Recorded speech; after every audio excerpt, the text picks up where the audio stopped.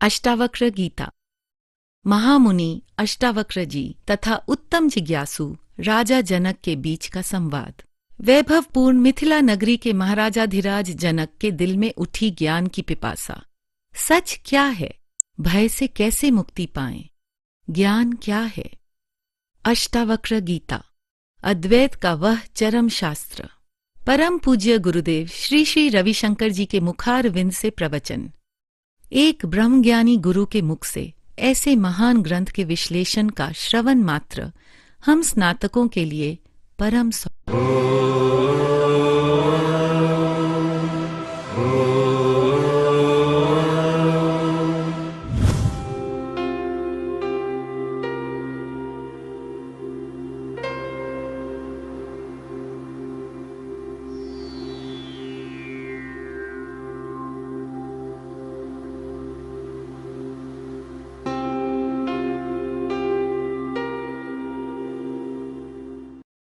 काला बनना ज्यादा है।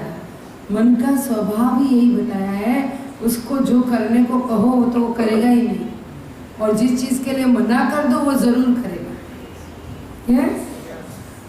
और क्या कहा? फिर कहा ऐसा ब्रह्मज्ञानी भला किसी के शब्दों से प्रभावित हो सकता है? हो ही नहीं सकता। अगर हो तो बड़े आश्चर्य की बात। लेकिन अपने मन को चेक करना कि क्या आप शब्दों के द्वारा अभाव और प्रभाव में जाते हो? किसी ने कह दिया ओ तू तो बहुत अच्छी है, तो चेक करना मन कितना डाउट करता है, आज ये मेरा इतना तेल क्यों लगा रही है, कुछ काम है क्या? कोई कह दे कि तू बिल्कुल बेकार है, बिल्कुल सही मान लेते हैं, यानी शब्दों के द्वारा प्रभावित हैं। शब्दों के माध्यम से हम अपने मन को अभाव और प्रभाव में ले जाते हैं।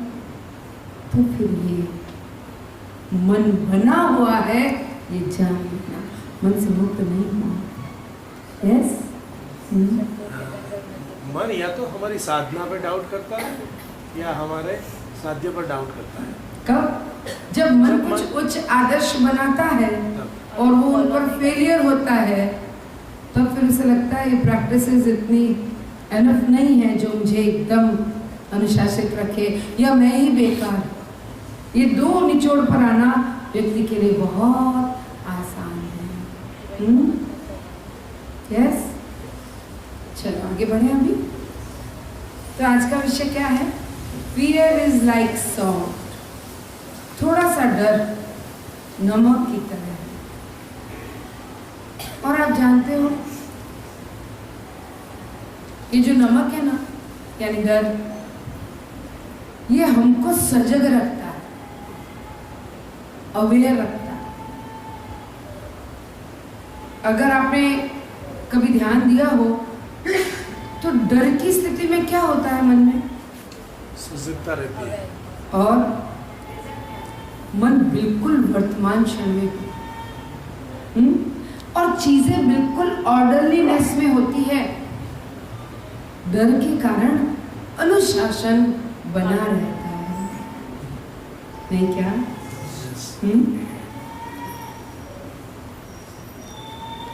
आप पूरी तरह से वर्तमान क्षण में, इस पल में आ जाते हो, परंतु इस डर के पलों की एक दुखद परिणाम भी है। ये आपको आपके शरीर से अलग कर देता है। और सबसे बड़ा डर इसी बात का है कि मेरा शरीर न छूट जाए। वैसे तो कई तरह के डर हैं। शेयर कर सकते हो कौन कौन से? चेक करो अपने अपने मन को और बताओ कितनी तरह के डर हैं। कोने कोने में सूक्ष्म से सूक्ष्म ये डर हमारे अंदर घुसा हुआ है। बोलो। हमारी प्रतिभा का डर से। सही बोला, सही बोला। और समाज का डर, और निष्फलता का डर, असफलता का डर, और मृत्यु का डर, और लोग क्या कहेंगे, और કોઈ વસ્તુ મારા પાસે છે અને વસ્તુ નહીં હોય એનો પણ ડર. इन्हें खो देने का डर, यस, और अरे हर चीज का डर है। कोई मुझे नेग्लेक्ट न कर दे, कहीं मेरी पहचान ना खो जाए, मेरी इज्जत न चली जाए, मेरा अपमान ना हो जाए, मुझे रिजेक्ट ना कर दे। सूक्ष्म से सूक्ष्म न जाने कितने डर हमारे अंदर हैं, और इन डर का एक दुखद परिणाम है कि ये हमारे शरीर में टॉक्सिन्स को बढ़ा देते हैं। उसके परिणाम स्वरूप शरीर रोगग्रस्त हो जाता है और शरीर फाइनली छूट जाता है।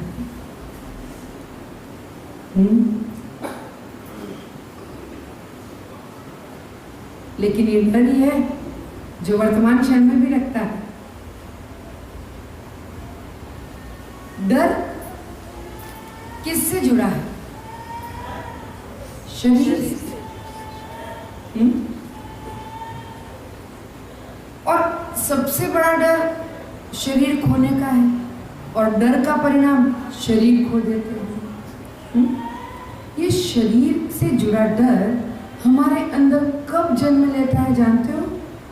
जब हम बहुत छोटे बच्चे थे और जब हमने अपने आप को पहचाना कि ये मैं हूँ। शायद साल, सवा साल, 1.5 साल के रहे होंगे। ईगो ने जैसे ही जन्म लिया कि ये मैं हूँ, ये मेरा शरीर है और इसको चोट न लग जाए, डर ने जन्म लिया अपने शरीर के होने। आप देखो, जब छोटे बच्चे को पता नहीं चलता ना मैं हूँ, तब तक वो कितनी बार दम दम दम पलंग से गिरता रहता है, लुढ़क लुढ़क करिए। उसको समझ नहीं आती अभी गिरा था फिर वापस क्यों लुढ़क रहा हूँ मैं। यस, पर जब उसे पता चलने लगती है ना, तो घुटने के बल टकबक टकबक जाता तो है, पर पलंग से खुद ही नहीं मारता।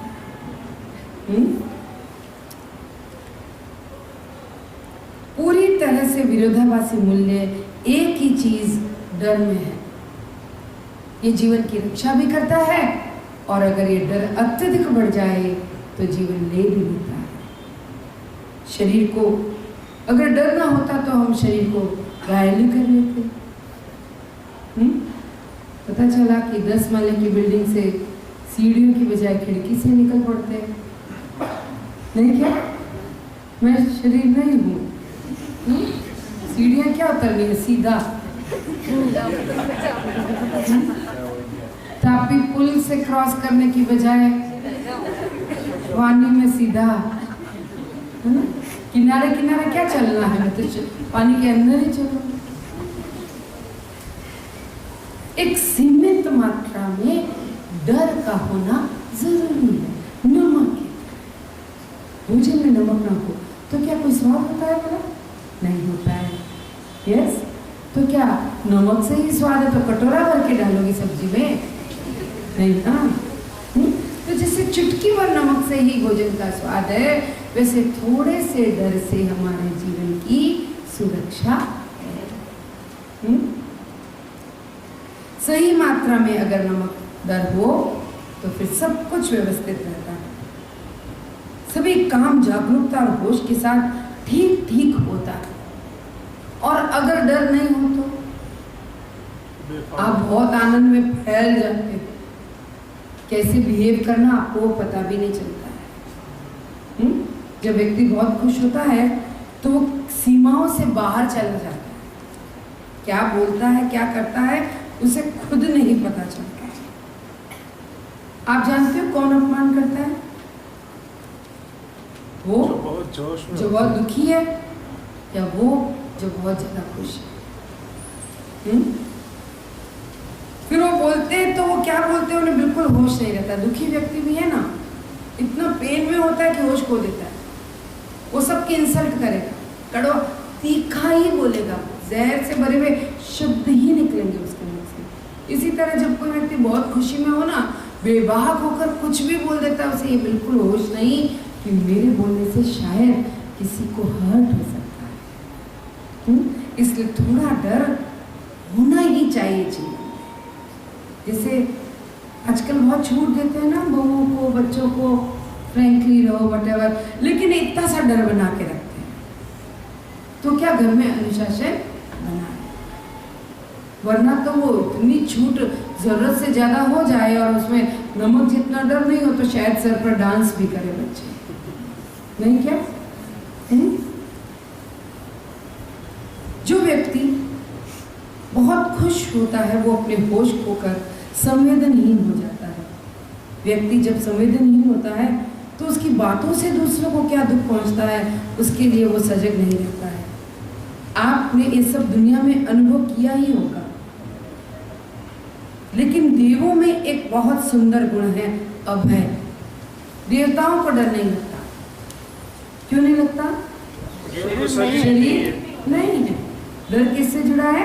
शरीर से। मनुष्य का स्वभाव है कि उन्हें डर ही लगता है। देवों को बिल्कुल डर नहीं लगता है। भय का संतुलन करो। ये देवता के गुण, ये मनुष्य के गुण, ये दोनों आपके अंदर है ही। हम चाहे तो देवताओं की तरह कुछ मामलों में अभय होकर भी जी सकते हैं और इंसान की तरह नमक के जितना थोड़ा डर भी जीवन में रखें। ये संतुलन से जीवन का सौंदर्य है। कई तरह के डर, जैसे हमने अभी बात की थी इज्जत खोने का, लोग क्या सोचेंगे, कुछ हो गया तो, ये हो गया, वो हो गया तो। शरीर के विविध क्षेत्रों में अलग अलग तरीकों से डर लगता है। और बहुत आश्चर्य है, अगर एक आत्मज्ञानी व्यक्ति जो अपने मूल स्वभाव को जान लेता है, इतने ज्ञान के बावजूद अगर उसको डर लगता है तो बड़े आश्चर्य। और ज्ञानी को तो क्या बोध है? ना हम देव हो, ना मैं देव हो, न तो मैं शरीर हूं, न ये शरीर ही मेरा है। जो शरीर भाव से छूट गया वो भला कैसे डर सकता है? क्योंकि डर तो शरीर से ही जुड़ा है। अष्टावक्र कहते हैं आप सिर्फ आश्चर्य कर सकते हैं। ये कोई सामान्य परिस्थिति, साधारण परिस्थिति नहीं है कि एक ब्रह्मज्ञानी व्यक्ति के अंदर डर है। अगर है तो ये बिल्कुल वैसा है जैसे किसी के घर में एक 2 माथे वाला बालक जन्म ले ले। एक बच्चा जन्म लेता है तो उसकी खोपड़ी कितनी होती है? अगर 2 खोपड़ी वाला जन्म ले तो बहुत आश्चर्य। तो ये इतना अद्भुत आश्चर्य है अगर किसी ज्ञानी के अंदर डर दिखाई देता हो तो। पर ये मत सोचना कि इसके अंदर डर है तो इसके अंदर ब्रह्म ज्ञान नहीं है। अगर खुद के अंदर डर है तो ये मत सोचना कि ये ब्रह्म ज्ञान नहीं है। कुछ आत्मज्ञानियों में थोड़ा डर पाया गया है, क्योंकि ये भी संभव है कि ये क्षणिक हो, ये स्थायी स्वभाव नहीं है। चाहे इच्छा, चाहे डर, चाहे ममत्व, चाहे काम वासना, ये स्वभाव नहीं है हमारा, फिर भी कुछ पल के लिए ज्ञानी को छू सकते हैं। तो बहुत सुंदर कहा, ये तो उड़ते हुए बादल।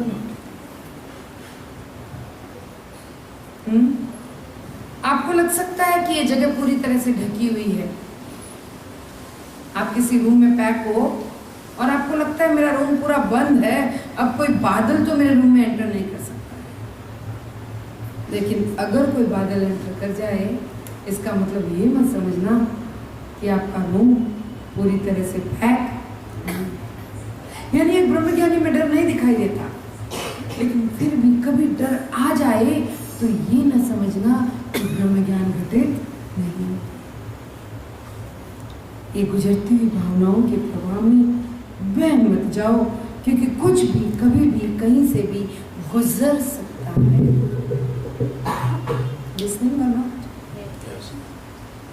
क्या क्या उपमा दी इस डर को? उड़ता हुआ बादल। और क्या कहा?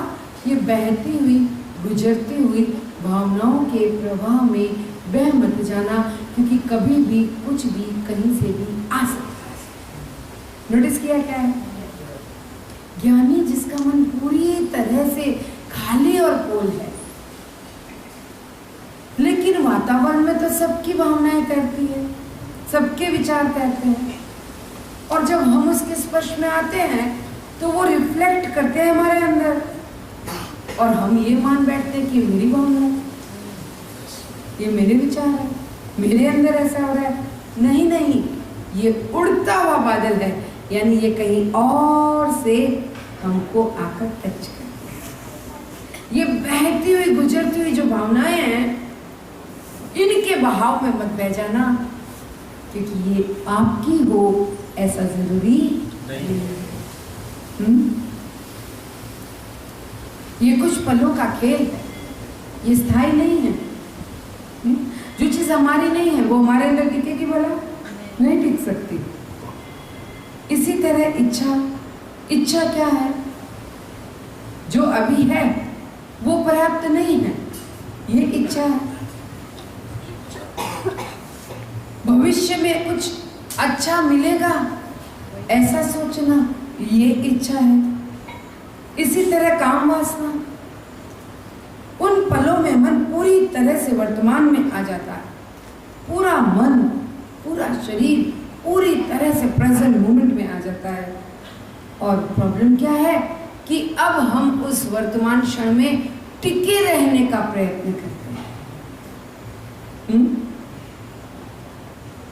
अगर कोई वर्तमान क्षण में है तो फिर वो ऐसी इच्छा कैसे कर सकता है कि ये वर्तमान क्षण बना रहे? फिर भी इच्छा आए तो आप उस पर आश्चर्य कर सकते हैं। अगर कोई एक सर के साथ जन्मे तो सामान्य बात है, पर अगर कोई दो सर के साथ जन्मे तो आप सिर्फ आश्चर्य कर सकते हैं। कितना सुंदर ये ज्ञान है, कितना अलौकिक। ये सारी बातें कहकर अष्टवक्र ने जनक के इस शाही मार्ग पर सो जाने की सारी शक्यताओं को दूर कर दिया। ये जो शाही मार्ग, आध्यात्म का मार्ग, ब्रह्म ज्ञान का मार्ग, ये जो शाही अस्तित्व, सोहम अस्मि निरंजना, इस स्थिति में रहते हुए अगर ये कुछ पल के लिए भावनाएं आए, आश्चर्य करके उनको टैकल करके उनसे मुक्त होकर उस स्थिति में बने रहने का ये सुनहरा मार्ग अष्टावक्र ने जनक को दे दिया।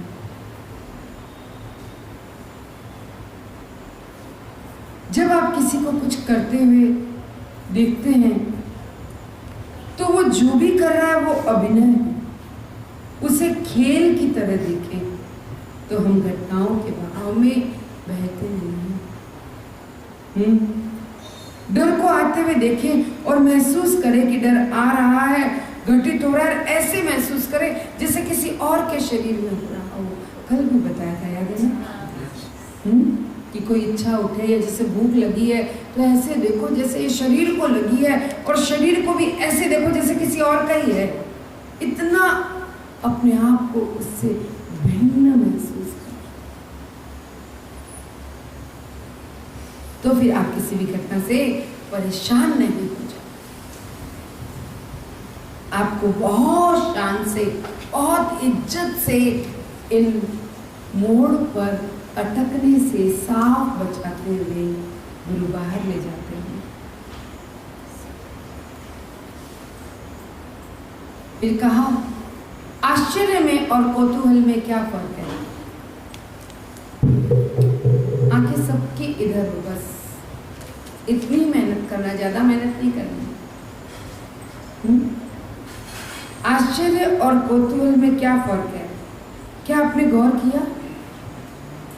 कौतूहल से मन की शुरुआत होती है। ये क्या है? कहां से आया? आप देखना, एक छोटा सा बच्चा नॉन स्टॉप क्वेश्चंस पूछता है कि नहीं? मेरे घर में 2 साल की बच्ची हो, पूछती है, माँ कहाँ जा रही हो? रोज पूछेगी, कहाँ जा रही हो? Knowledge session. अच्छा, नॉलेज सेशन क्यों जा रही हो? फिर क्या करोगी? फिर किधर जा रही हो? यानी जैसे ही मन शुरू होता है, नॉन स्टॉप क्वेश्चंस, कौतूहल शुरू हो जाता है। एक बच्चा ढेर सारी बातें पूछता है जब उसकी बुद्धि का प्रारंभ होता है। पापा पापा, ये तितली कहाँ जाती है? ये फूल कहाँ से आया? ये बादल कहाँ जाते हैं? इतने कौतूहल से भरे प्रश्न, और आप जवाब दो न दो, वो एक के बाद एक प्रश्न पूछते हैं। और माँ तो कभी कभी तंगी आ जाती है, फिर कहते चुप हो जाओ, बहुत हो गया। खास तौर से 6 साल की उम्र के बच्चे तो भरपूर कौतूहल से भरे हुए होते हैं, बहुत उत्सुकता होती है। और जैसे जैसे बड़े होते हैं कौतूहल चला जाता है, टेकन फॉर ग्रांटेड।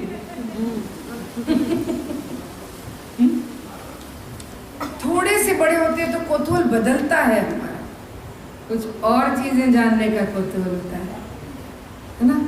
और जब थोड़े और बड़े हो जाते हैं तब कौतूहल रुक जाता है और हम आलसी, सुस्त, अरुचिकर, नीरस हो जाते हैं।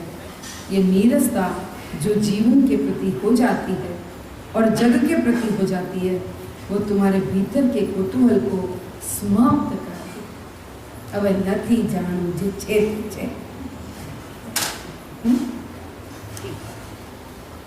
कौतूहल विज्ञान की मां है, आश्चर्य आध्यात्म की मां। विज्ञान की पहली सीढ़ी है आप उत्सुक हो, कौतूहल में हो। कौतूहल मन से पैदा होता है, बुद्धि पर काम करता है, लेकिन आश्चर्य हमारे हृदय पर जन्म लेता है। ये हृदय से उत्पन्न होता है, हृदय का एक भाव है। अगर आप कोर्स या आध्यात्मिक शिविर भी सिर्फ कौतूहल से कर रहे हो तो फिर कुछ नहीं।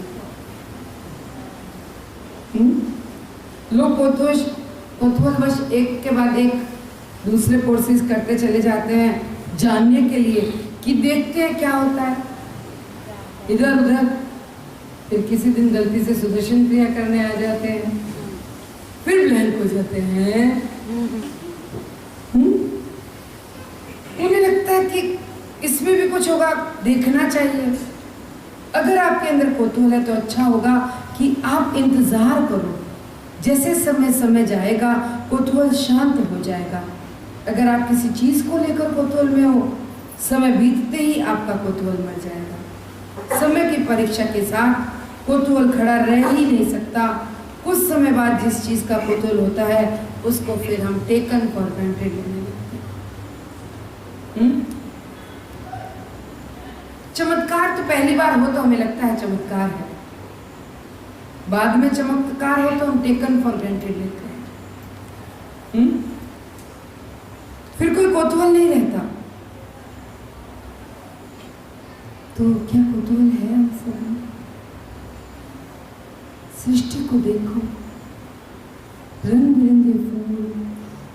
कभी विचार आता है कि ये फूल कैसे उगते हैं? इनकी पत्तियों के रंग और डिजाइन देखकर कौतूहल नहीं होता, ये डिजाइनिंग कर कौन रहा है? मैरून, कॉफी, ग्रीन, अलग अलग कलर पेड़ पौधों के। ये पूरा जगत हमारी इंद्रियों के द्वारा नापा जाता है। 5 इंद्रियां, आंख, नाक, कान इत्यादि। आंखों के बिना आप रोशनी कितनी तेज है महसूस ही नहीं कर सकते।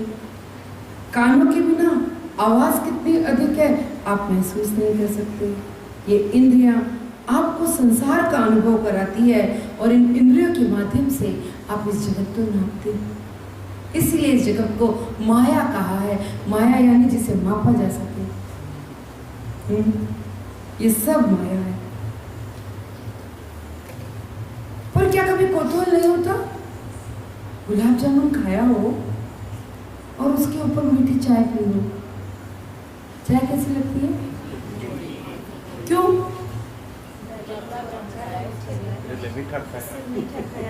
हाँ, लेकिन मैकेनिज्म क्या है? ज्यादा मीठा खाया, बाद में कम मीठा वाली दिखाई। तो क्या मीठा तो मीठा है, लगना चाहिए था ना। मीठे का स्वाद ले चुके।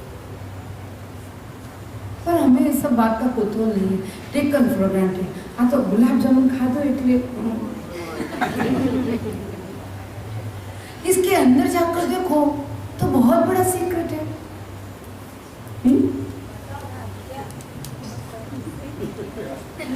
अभी आप ढूंढो क्या सीक्रेट है, मैं क्यों बताऊं? कौतूहल रखो।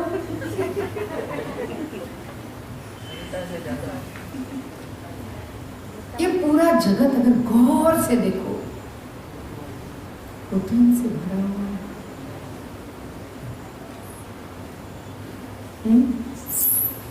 सोचो कि हमारी आंखें जो देख सकती है,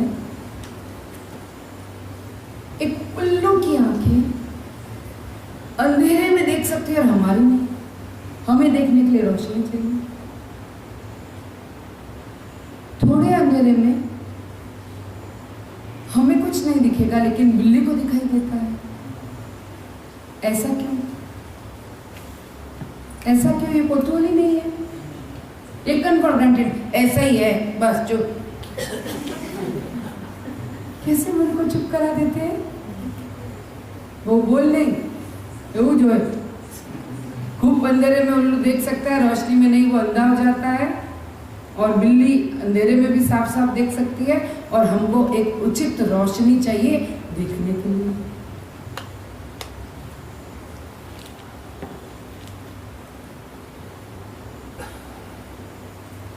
हमारी जीभ तरह तरह के स्वाद को कैसे अनुभव करती है?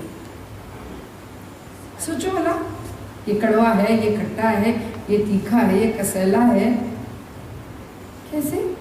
मीठा है, कैसे?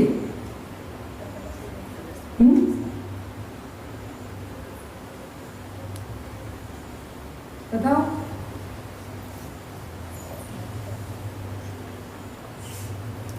ये तरह तरह की खुशबुएं ये नाक कैसे ले सकता है? सब हमारे अंदर है ही। सोचो, आपको बहुत आश्चर्य होगा ये जानकर ये पांचों इंद्रियां बाह्य जगत के अनुभव सिर्फ इसलिए कर सकती है क्योंकि वो पांचों इंद्रियों के सारे अनुभव हमारे भीतर के जगत में, हमारे अंतर की दुनिया में विद्यमान है। और सुनो, उसका भी एक फ्रीक्वेंसी लेवल है।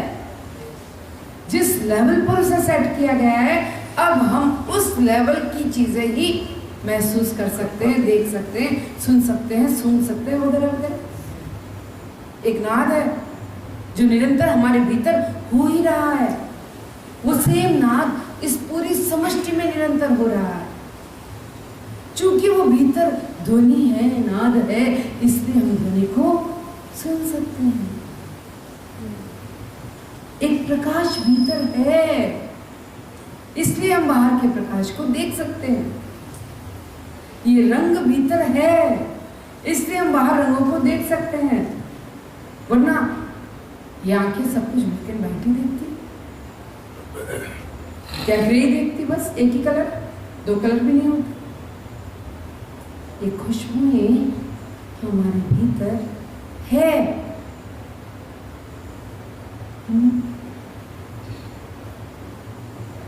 जानते हो, जो सोल्स होती हैं, कुत्ता उनको देख सकता है, हम नहीं।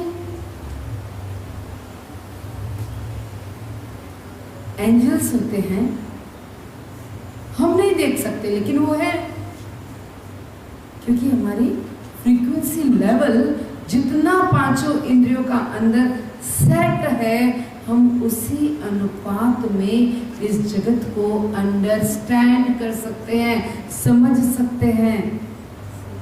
लेकिन ये अति कौतूहल से भरा अंतः जगत और बाह्य जगत के प्रति कौतूहल ही नहीं है। टेकन फॉर ग्रांटेड, बचपन से सुना है ऐसा ही होता है।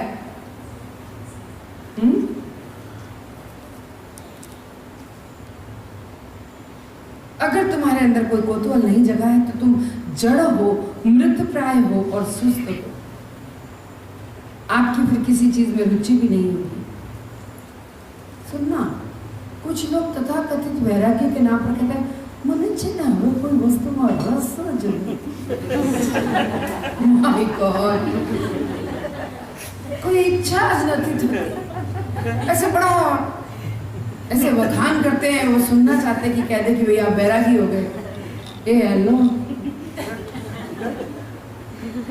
आप नीरस हो गए, फीके। वैराग्य तो बड़ा रसपूर्ण है, उत्साह से भरा है।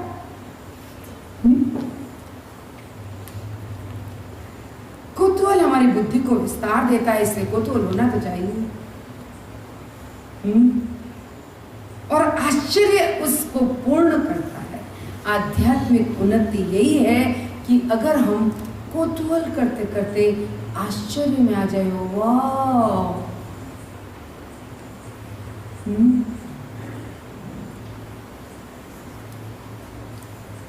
जीवन का खिलना यही है। अगर किसी व्यक्ति के अंदर वाह आ जाए, आश्चर्य के भाव आने लगे, यानी उसका जीवन अपनी संभावना में खिल चुका है। ये साइंटिफिक माइंड, विज्ञान भी आध्यात्म के परे नहीं है। आध्यात्म इसे पूर्ण करता है। विज्ञान की परिपक्वता आध्यात्मिक ज्ञान है। मैं ये भी नहीं कहता कि सारे वैज्ञानिक बन जाओ। गुरु जी कहते हैं सबके सब अभी आध्यात्मिक होने के लिए वैज्ञानिक बनना जरूरी नहीं है। हमारी बुद्धि में ये योग्यता प्राकृतिक रूप से होती है, एकदम नेचुरली होती है।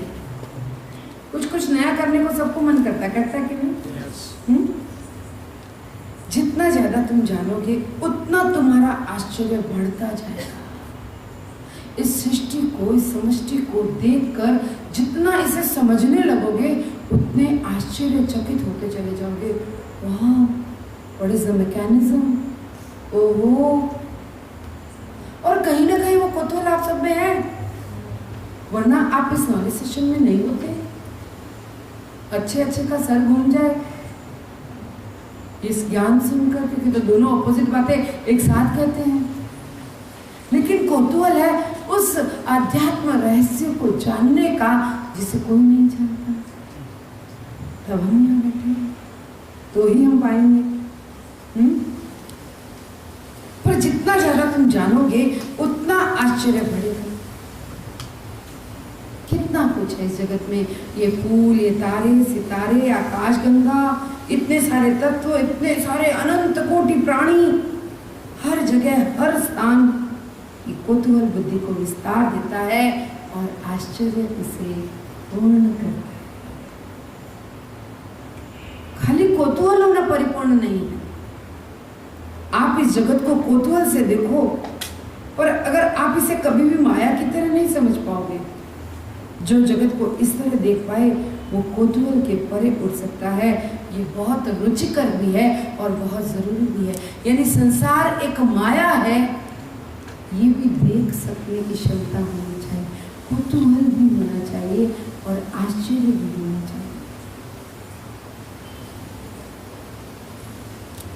अगर खाली कौतूहल है तो बंदर से कम नहीं हो। बंदर को देखना बहुत कौतूहल होता है उसके अंदर। उसकी तो आंखें, चेहरा एकदम से पूरा कौतूहल से भरा हुआ, कभी भी देख लेना, जानना ही चाहता, जैसे कितना जानना चाहता होगा। एक मोती की माला किसी दिन बंदर के हाथ आ जाए ना, उसे तोड़ेगा, एक एक मोती को चबा चबा के देखेगा, इसका टेस्ट क्या है, इसके अंदर क्या है। इतना कौतूहल है। अभी एक मोती खाया समझ में नहीं आया नहीं, पर वो सारे के सारे मोती चखेगा। ऐसा खाली ऐसा बंदर जैसा कौतूहल आपको कहीं नहीं पहुंचा सकता है। बंदर जैसा दिमाग, कौतूहल बड़ी चीज है, बंदर के पास भी है। लेकिन शुरू से अंत तक अगर कौतूहल है तो फिर हमारी कोई प्रोग्रेस नहीं हुई, हम जहाँ थे वहीं के वहीं पड़े। संसार को देखो, कौतूहल से ऊपर उठकर भी देखो और आश्चर्य से भर जाओ, तब बात बनेगी। दुनिया को देखो, इस पूरे जगत को देखो, कैसी कैसी घटनाएं लगातार हो रही और रुकती नहीं है। एक के बाद एक, एक के बाद एक, कहीं कुछ कहीं कुछ कहीं कुछ घटित हो ही जा रहा है। सुखद, दुखद, डरावनी, अच्छी, कितनी तरह की घटनाएं घटित हो रही है, ना सिर्फ हमारे जीवन में बल्कि सारे जिंदगियों में यही हो रहा है। यस और नो? देखो, कहीं बारात निकल रही है एक ही सोसाइटी में और कहीं से अर्थी निकल रही है। कैसा है ये कुदरत का खेल?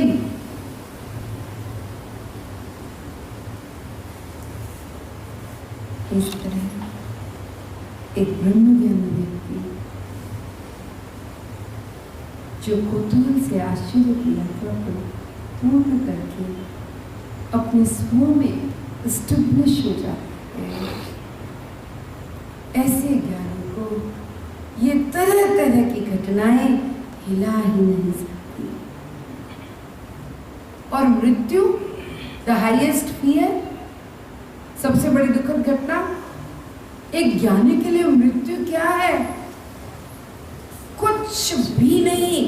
Putting the dirty clothes on the floor of your bathroom, अपने गंदे मैले कपड़े नहाते वक्त जैसे आप बाथरूम में पटक देते हो, एक ज्ञानी के लिए मृत्यु इससे ज्यादा कुछ भी नहीं है।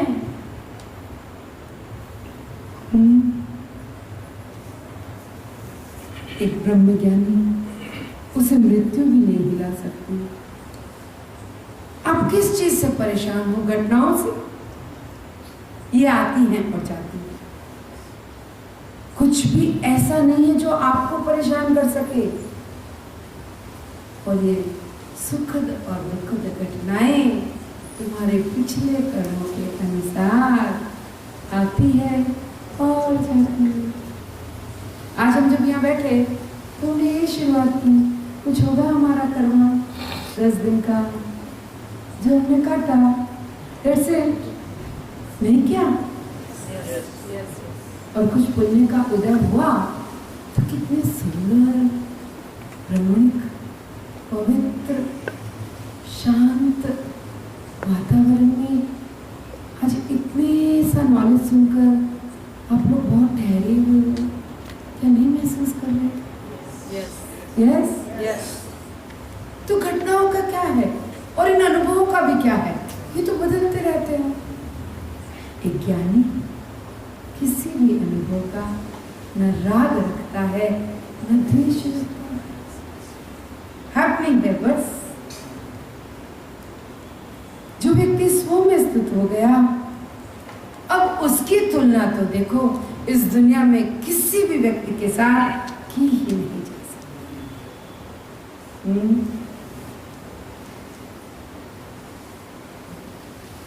किससे करोगे आप एक ब्रह्मज्ञानी की तुलना?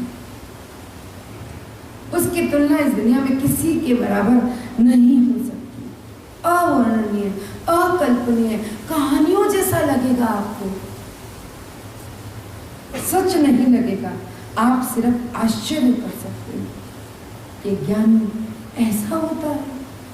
अनंत होश, अनंत जागरूकता, छोटी से छोटी चीज को वृहद रूप में, बड़े रूप में देख पाने की उसकी क्षमता होती है। छोटी से छोटी चीज का आनंद लेने की ज्ञानी की क्षमता, चाहे एक छोटी सी चॉकलेट हो या पूरे ब्रह्मांड की अनंत चेतना, यह आनंद लेने की क्षमता ज्ञानी में। तारे, सितारे, आकाशगंगा, इन सब का आनंद ले सकती है उसकी चेतना। इच्छा रही तो होता है ज्ञानी। और प्रेम उसका कैसा? सब कुछ दे दो और बदले में मुझे कुछ भी नहीं चाहिए। पूरा केयर और कंसर्न विश्व के लिए, अभय निडर। अगर इच्छा रखता है तो विश्व कल्याण की इच्छा रखता है। वसुधैव कुटुंबकम्। ये सारे गुण सहज रूप से आत्मज्ञानी में पाए जाते हैं। बहुत स्वाभाविक रूप में ये दो शब्द जिनकी आज हमने चर्चा की, स्वभाव और प्रभाव, इसे हम देखेंगे।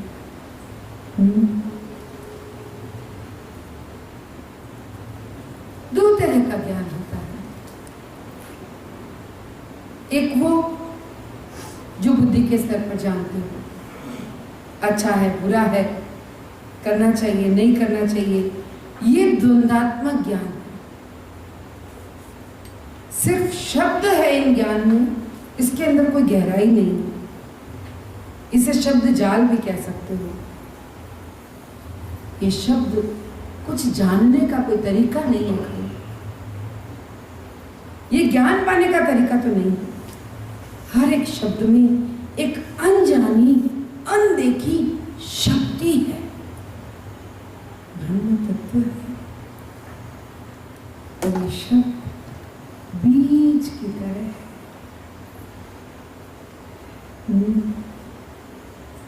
जो बहुत श्रद्धा से इतने दिनों से बैठे हैं, चाहे समझ में आया नहीं आया, आज सुनो गुरुजी ने आपके लिए कहा है। ये जो शब्द जो आपकी चेतना में जा रहे हैं, बुद्धि में नहीं, क्योंकि गुरुजी ने कहा बुद्धि में कोई मतलब नहीं, बुद्धि से पाया तो कुछ नहीं। और बुद्धि अगर जजमेंट लेती है अच्छा है खराब है गहरा है, कोई गहराई नहीं है बुद्धि में गए हुए शब्दों की। पर अगर ये बीज की तरह आपकी चेतना में गया तो ये अंदर अंदर गहराई में उतर गया, दिखाई नहीं देगा पर समय आने पर जरूर किया।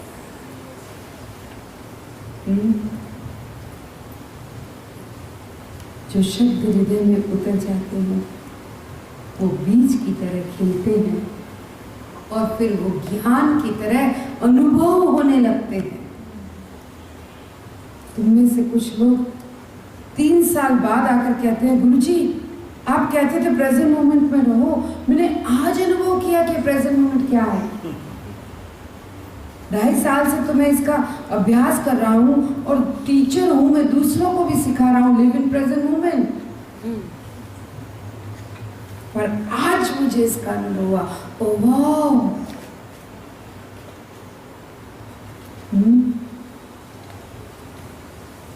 आज इसका अर्थ पता चला, इसको अनुभूत किया। इसके पहले तो ये शब्द था मेरी बुद्धि में जो आप सब जानते हो, लिव इन प्रेजेंट मोमेंट।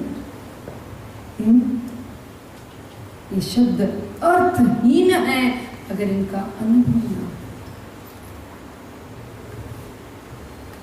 एक बीज जो आपके अंदर है निर्धारित समय पर खिलेगा, विश्वास रखना। आप कल बैठे हो, इतना तो बहुत है, भाग्यशाली है हम सब। जाने दो इन बीज रूपी ब्रह्म तत्व के शब्दों को चेतना में डीप इनसाइट सेट हो जाने।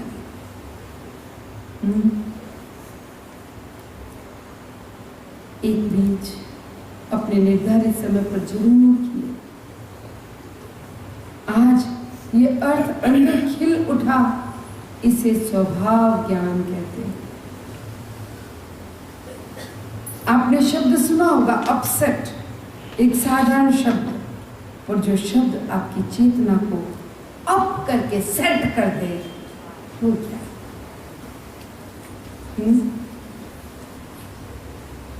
इसे एक ही शब्द के 2 अर्थ, अपसेट और अपसेट।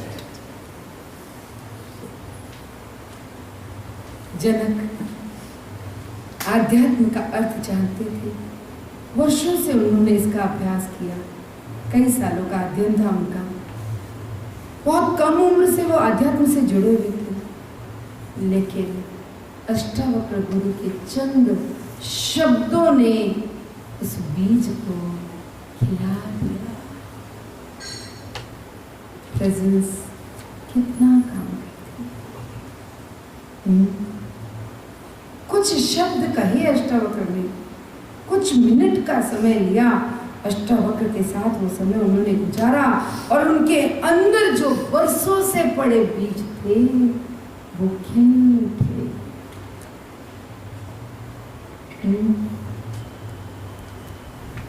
जो कुछ भी उसे लगता था कि वो पहले से ही जानता है, वो एक नए आयाम के साथ आज इसके अंदर खिल उठा। कुछ शब्द, सिर्फ कुछ शब्द जनक के हृदय को छू गए। उन शब्दों ने उसे भीतर से मजबूत बना दिया, बोध करवा दिया। अहो, यही तो मैं जानना चाहता, अनुभव से अहो अहो करने। वैसे तो तुम सब जानते हो, गला भी खाली है, फेफड़े भी खाली और पोल है, नस नाड़ियां भी खाली है। आप सब ने पढ़ा है, सुना है। बोला कौन है जो नहीं जानता कि ये सब खाली है। अब क्या खाली है क्या नहीं खाली ये सबको पता है, पर इसको अनुभव करना वो बिल्कुल अलग बात है। जब तुम अपने परम स्वभाव को जानते हो कि तुम पूरी तरह से खाली और पूर्ण हो, तब तुम कहोगे इसमें कुछ भी नहीं, कुछ भी नहीं। एक बच्चा माँ के पेट से आता है, कहाँ से आता है? खालीपन से जन्म लेता है, जहाँ कुछ नहीं है, वहां से एक जन्म, एक चेतना का जन्म, एक बालक का जन्म। इस विश्व में कुछ भी नहीं है। अपने स्वभाव को जानकर जनक को तुरंत बोध हुआ, आहो। इसीलिए कहते हैं ज्ञान का कोई अंत नहीं है। हर पल हर दिन ये वही ज्ञान है और ये रोज तुम्हारे अंदर अंदर खिलता रहेगा। ज्यादा और ज्यादा, पहले से भी ज्यादा। लेकिन क्या बाधा है? मने बधु आवड़े, मारे सांभळे लो। जिसको लगता है मैंने तो सुना है, मैं तो जानता हूँ, मुझे तो पता है, उसको नहीं पता। हर दिन यही ज्ञान, लेकिन रोज आपको नित्य नूतन नित्य नया बनाता है। नदी की तरह पुराना है, लेकिन हर क्षण नया। ये जानने वाला बहादुर व्यक्ति ये कैसे कह सकता है कि ये मुझे चाहिए और ये मुझे नहीं चाहिए, ये ठीक है ये ठीक नहीं है। चीजों को बाहर से जानना बहुत आसान है और उनसे मुक्त होना ऊपर ऊपर से तो ठीक है, आप सब कुछ छोड़ सकते हो, आप अपने आसपास के वातावरण व्यक्तियों को छोड़ सकते हो, लेकिन अंदर से मुक्त और खाली और पोल द्वंद्व रहित रहना हर पल बिल्कुल अलग बात है। ये मन अपनी पहचान बनाए रखना चाहता है, इज्जत बना के रखना चाहता है। प्रेम और सम्मान के लिए लोग मरते रहते हैं। प्रेम और इज्जत में द्वंद्व रहता है, लेकिन ज्ञानी इच्छा रहित होना, धारणाओं से मुक्त होना, अच्छे बुरे से मुक्त होना, विरोधाभासी भावनाएं एक दूसरे के प्रति मन में उठे, उन सब धारणाओं से तुम मुक्त हो जाओ और जो भी तुम्हारे पास आए उसे ग्रहण करना। ये अच्छा है ये नहीं है, ये जजमेंट मत लेना, ये धारणा मत लेना। जो भी आए उसका स्वागत करो, अपनी दोनों बाहें फैलाकर स्वागत करो। जो भी आए, देखो सुखद चीजें भी दर्द देती है और दुखद चीजें भी दर्द भी देती है। ये एक हैपनिंग है, ऐसा ही होता है। जिसे तुम प्यार करते हो वही तुम्हें परेशान करते हैं और जिन्हें तुम घृणा करते हो वो भी तुम्हें परेशान करते हैं। ये परेशानी का क्या, ये तो कभी भी कहीं से भी आ सकती है ना। जिसे तुम प्यार करते हो उसे नफरत करो, और जिसे तुम नफरत करते हो उसे प्रेम करो। ये फिलॉसफी यहाँ चेंज हो जाती है। अष्टावक्र इस फिलॉसफी को बिल्कुल,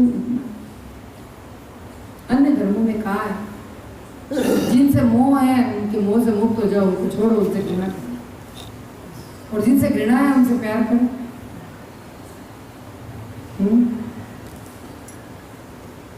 जिसे तुम नफरत करना चाहते हो उसे प्यार करने की कोशिश करते हो, परंतु जिसे तुम नफरत करते हो उसे प्यार करने की कोशिश बिल्कुल मत करो। सुन तो रहे हैं ना? क्या कहा? बहुत चैलेंजिंग बात कह दी। जिसे तुम प्यार करते हो, नहीं जिसे तुम नफरत करते हो उसे प्यार करने की चेष्टा बिल्कुल मत करो। अगर नफरत है तो नफरत है भाई, फिर क्या करो? उस व्यक्ति से खुद को कुछ समय के लिए अलग करो, फिर ध्यान से देखो तुम्हारे भीतर क्या हो रहा है। तुम भी खाली और पोल हो और वो भी खाली और पोल है। महसूस करो फिर किससे और क्यों नफरत करना। कुछ लोग आनंद से भी भागते फिरते हैं, उन्हें लगता है ज्ञानी को उदास ही रहना चाहिए, आनंद नहीं उठाना चाहिए। मैंने थोड़ी देर पहले बताया था। लगता है खाना भी नहीं खाना चाहिए ज्ञानी को। ये लगातार सब चीजों से डरे हुए लोग हैं, ये मन के रोग है, मानसिक बीमारियां। विक्षिप्त नहीं हो जाओ, ये चीजें कुछ भी नहीं है। एक ज्ञानी को न सुखद लगता है न दुखद लगता है। जिससे खुद को अंदर से खाली और पोल महसूस कर लिया, वो इन सभी प्रकार के द्वंद्वों से सर्वथा मुक्त है। वो इन चीजों में कभी नहीं अटकता।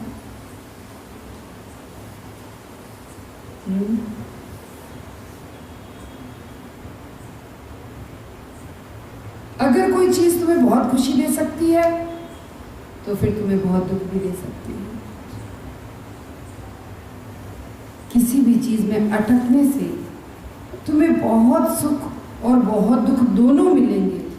तुम सभी चीजों को कृतज्ञ भाव से देखो और सभी में मौजूद दिव्यता को महसूस करो। समझ में नहीं आया क्या? देखो, जो चीज सुखद लगती है ना वो भी दुखी देती है, क्योंकि सब बदलता है ना। तो जब वो चला जाता है सुख जीवन से तो पीड़ा देता है, और दुखद चीज तो पीड़ा देती है, उसका क्या कहना है। पर एक ज्ञानी इन दोनों ही परिवर्तनशील स्थितियों से पूरी तरह मुक्त होता है। एक ज्ञानी और एक अज्ञानी में क्या फर्क है? खेल और युद्ध में जो फर्क है वो ज्ञानी और अज्ञानी में फर्क है। दिखते हैं कैसे एक जैसे, खेल भी और युद्ध भी। जो रेसलिंग खेलते हैं ना, एक दूसरे को जोर जोर से मुक्का मारते हैं, लगता है ना ये उठाया, ये पटका दे मारा, उसकी छाती पे चढ़ गया, लगता है कि नहीं जैसे लड़ रहे हैं। पर क्या वो लड़ रहे हैं? खेल है। इस तरह जो लड़ रहे हैं वो भी सेम ही कर रहे होते हैं। दिखता तो बिल्कुल एक जैसा है, पर क्या सच में दोनों एक जैसी स्थिति में है? बहुत फर्क है। युद्ध में युद्ध खत्म होने पर खुशी मिलती है, वो भी किसे? जो जीता है। और उस जीत के पीछे भी से बहुत कुछ कीमत चुकानी पड़ती है। और खेल में खुश होते हैं वही खेलते हैं, और पूरे समय खुशी बनी रहती है। और हार हो या जीत खुशी बनी रहती है। ओ मजा आ गया स्थिति में। युद्ध के पीछे कोई ना कोई कारण होता है। युद्ध खुशी पाने के लिए किया जाता है, लेकिन सामान्यतः युद्ध के परिणाम दुखद होते हैं। कोई भी व्यापारी कोई भी व्यक्ति युद्ध में इससे नहीं जाता कि उसको दुख या परेशानी मिले, समस्या मिले। हर क्षण हर घटना को हम खेल की भावना से ले, मुस्कुरा कर छोड़ते हुए आगे बढ़ जाएं तो बात बन जाए। जो भी हो जीवन में, प्ले विद इट, खेलो उसके साथ। खेल है ये सब, लीला है, और मुस्कुराते हुए आगे बढ़ जाए।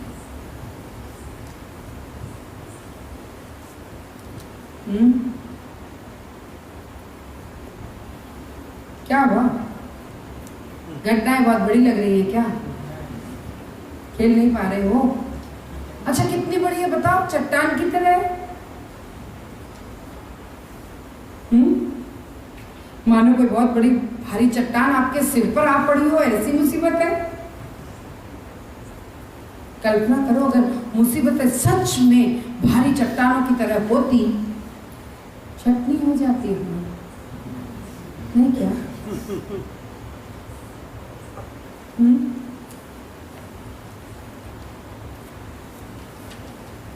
क्या मुसीबत है? हर व्यक्ति मुझसे नफरत करता है, मुझसे घृणा करता है, मुझे नापसंद करता है। अरे मैं ठीक नहीं हूं, मैं ऐसा हूं, मैं वैसा हूं, ये सब कहना बंद करो। मन न जाने किस यात्रा पर निकल पड़ता है। इसलिए कहते हैं उन दो व्यक्तियों की तुलना आप कर ही नहीं सकते जो दिखते हैं एक सी परिस्थिति में फंसे हुए, लेकिन बिल्कुल विपरीत परिस्थितियों में।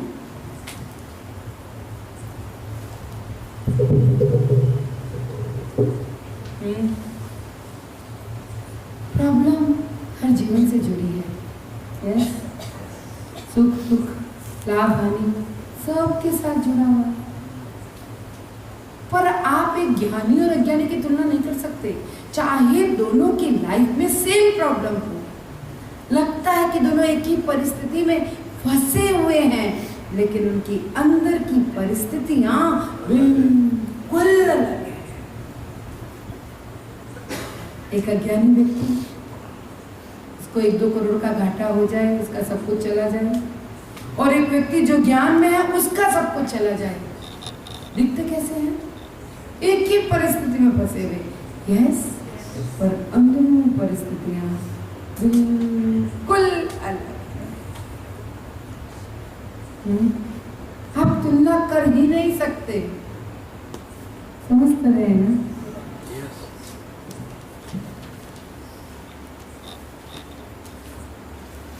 अष्टावक्र बोली, अब अष्टावक्र के अहो करने की बारी है, आश्चर्य की करने की बारी है। कहता है ये बिल्कुल असंभव प्रतीत होता था कि जनक इतने कम समय में परम ज्ञान को पा लिया, कोई प्रश्न ही नहीं पूछे। अब अष्टावक्र ने बोलना शुरू किया। जनक को बोध पाते हुए देखकर कहते हैं, अहो अहो अहो, जनक जैसा शिष्य मिलना बहुत मुश्किल,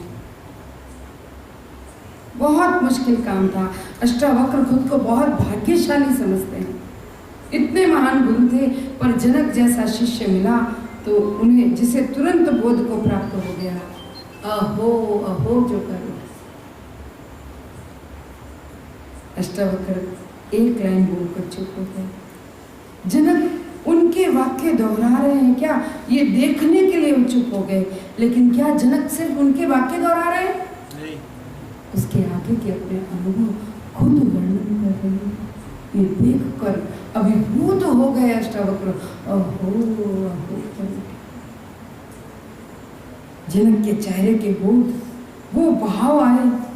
वो कहते हैं कि संसार की सभी भौतिक सुख और खुशियों को छोड़कर एक व्यक्ति पूरी तरह अनटच्ड, घटनाओं को पूरी तरह से अनटच्ड, उस पर कोई असर नहीं,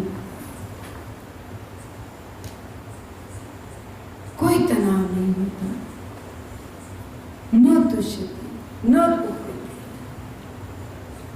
अष्टावक्र कहते हैं एक बहादुर व्यक्ति इसे ऐसा कर सकता है। कौन कर सकता है?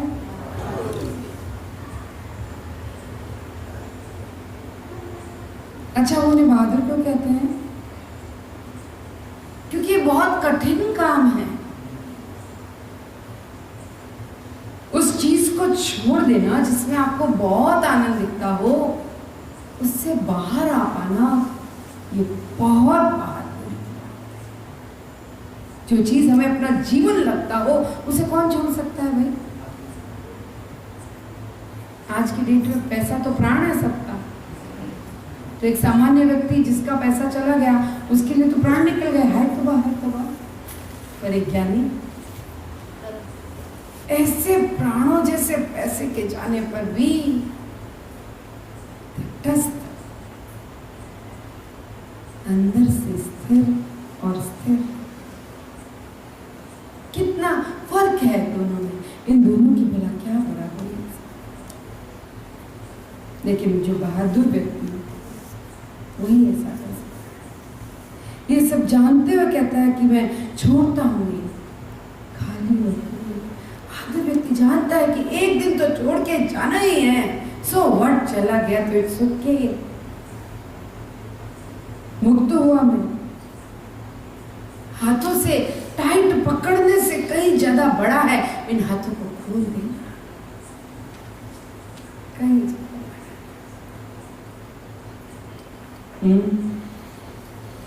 आपके हाथ चाहे तो एक खरगोश की तरह एक छोटी सी गाजर को पकड़ के चूस सकते हैं, और यही हाथ आप चाहो तो पूरा यूनिवर्स अपने हाथों में, पूरा ब्रह्मांड ले सकते। बहादुर व्यक्ति संसार के भोगों में होते हुए, संसार के आनंदों को छोड़कर उसी संसार में रहते हुए खुश रह सकता है। उसकी तुलना भला आप किसी भी व्यक्ति के साथ कैसे कर सकते हो? पूरी तरह जो संसार में फंसा है, जिसमें जागरूकता और होश ही नहीं है, जो बंधनों से भरा हुआ है, उसकी तुलना ज्ञानी से कैसे कर सकते? एक व्यक्ति जो खाने के लिए बहुत तड़पता है वो भी खाना खाता है, और जो व्यक्ति खाने के लिए नहीं तड़पता वो भी खाता है। पर कितना फर्क है दोनों की स्थितियों में।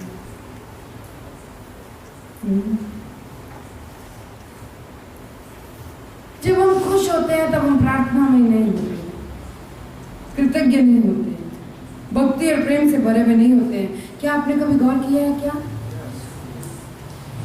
जब लोग खुश होते हैं तो क्या करते हैं? चलो पार्टी, बाहर चलो घूमने, आइसक्रीम खाते हैं, आज मन बहुत खुश है, वो बाहर घूमना फिरना चाहते हैं। और कुछ लोग तो बहुत खुश है तो ध्यान करना चाहते, भजन गाना चाहते, सत्संग करना चाहते।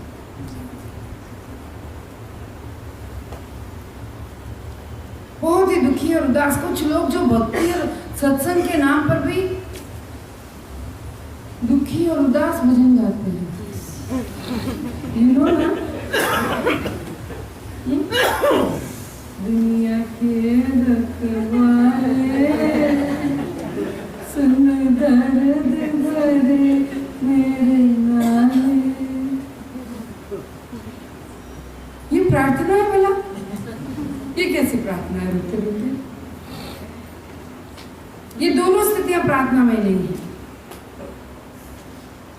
अगर आप खुश हो और पार्टियां कर रहे हो, ये प्रार्थना में नहीं हो।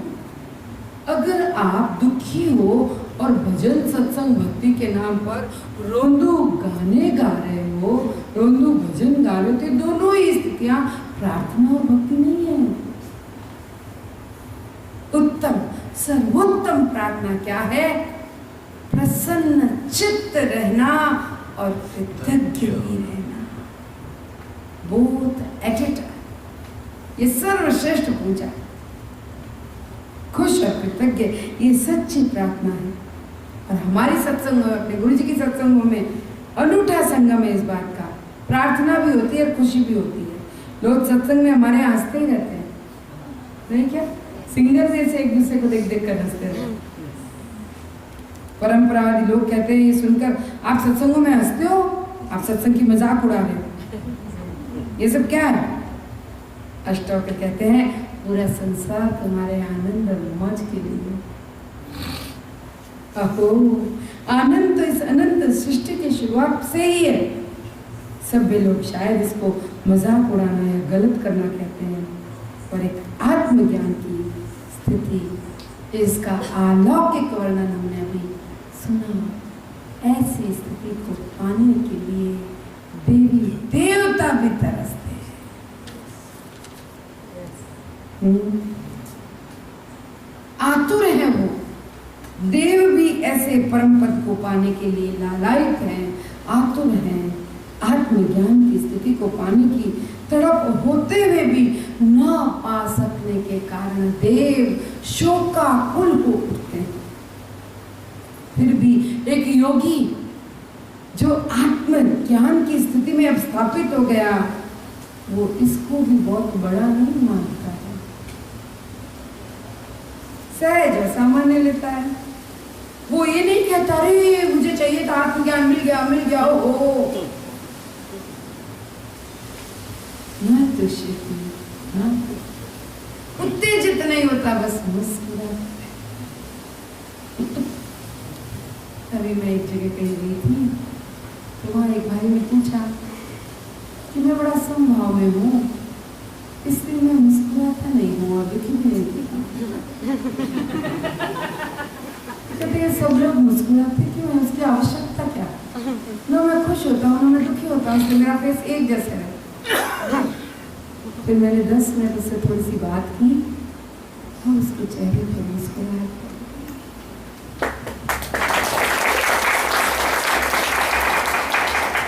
अज्ञानतावश व्यक्ति वैराग्य और अध्यात्म के नाम पर, समभाव के नाम पर स्थित प्रज्ञ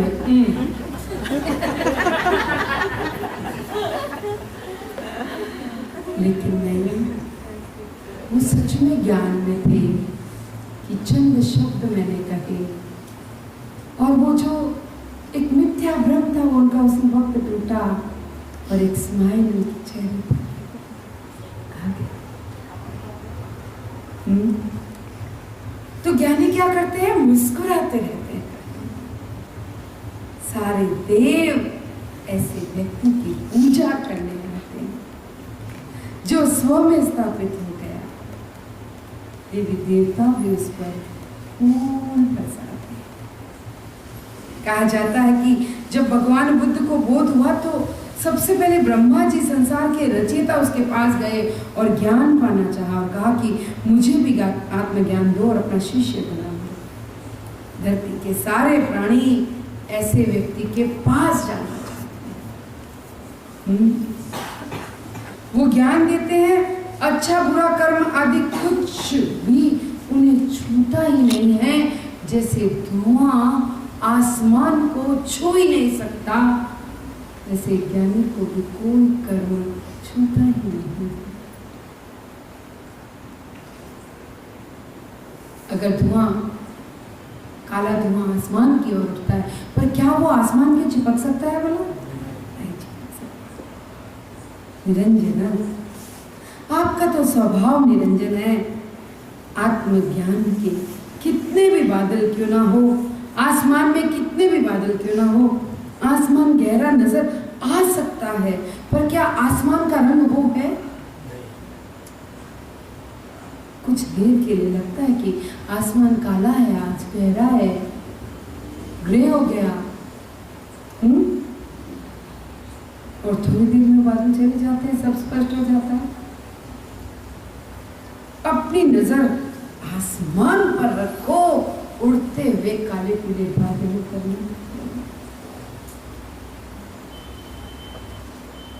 अक्सर आप बादलों के साथ यात्रा पर चल पड़ते हो, बादल जहां भी जाते हैं तुम्हारी नजर वहीं जाती है। तुम अपने स्व को देखो, अपने भीतर हर क्षण हर पल सिर्फ अपने स्व को देखो। अरे मुझे ये नहीं करना चाहिए, मैं तो बुरा हूं, मुझे ऐसा नहीं करना चाहिए, मैंने गुस्सा क्यों किया, ये सब देखो खाली, ये रंग हैं उठते हुए बादलों के, आते हैं और चले जाते हैं। अनंत चेतना से लेकर ब्रह्मा को लेकर अनंत सृष्टि, पत्थर की जड़ता आदि सभी जीव जंतुओं सहित इस संसार की रचना एक ही गिनी जाती है। सुना ध्यान से, रिपीट करूं। अनंत चेतना से लेकर ब्रह्मा जी को लेकर इस पूरी सृष्टि, यहाँ तक कि पत्थर की जड़ता और जितने तरह के जीव जंतु इस संसार में, जितनी रचनाएं हैं, वो सब एक ही है। जड़ में भी है और चेतन में भी है।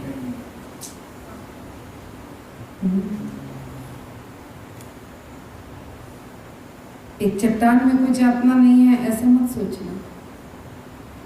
अपरिवर्तनशील निर्जीव चेतना सबके अंदर वो मूल तत्व है।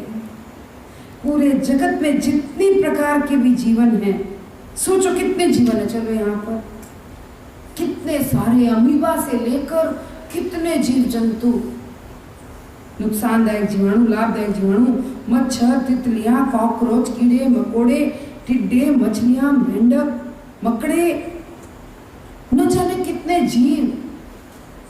आप चाहो तो ग्रंथ के ग्रंथ भर के लिख सकते हो, नाम नहीं समाएंगे उसमें।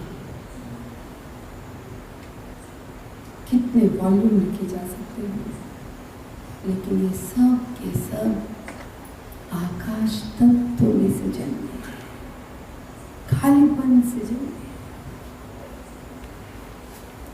ये कितना अचंभित करता है। कई बार आपने देखा होगा कि एक जार, किचन में कोई जार आपका टाइट पैक है, एयर टाइट, अंदर जीवे हो जाते हैं।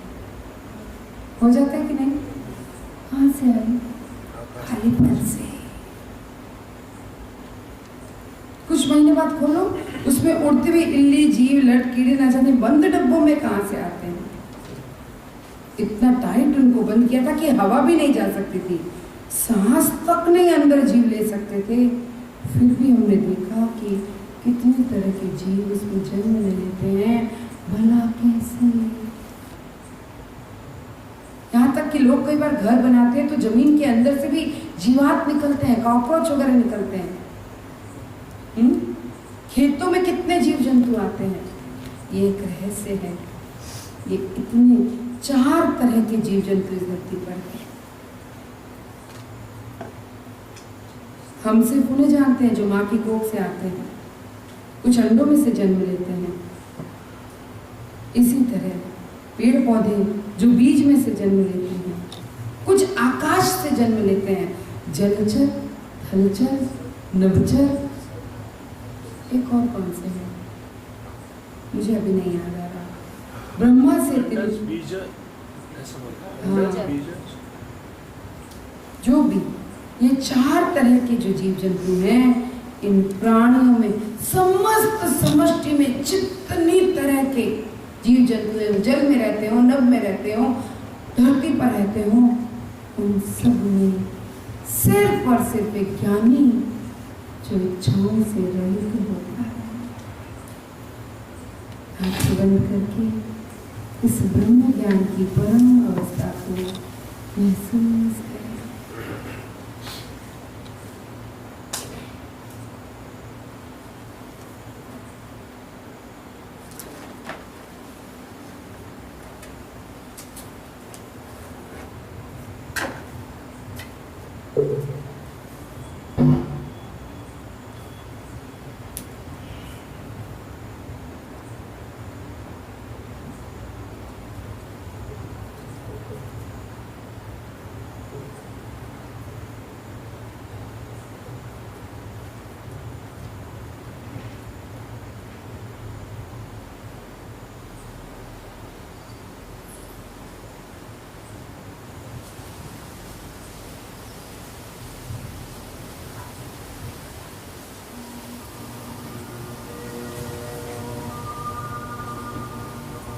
शिवो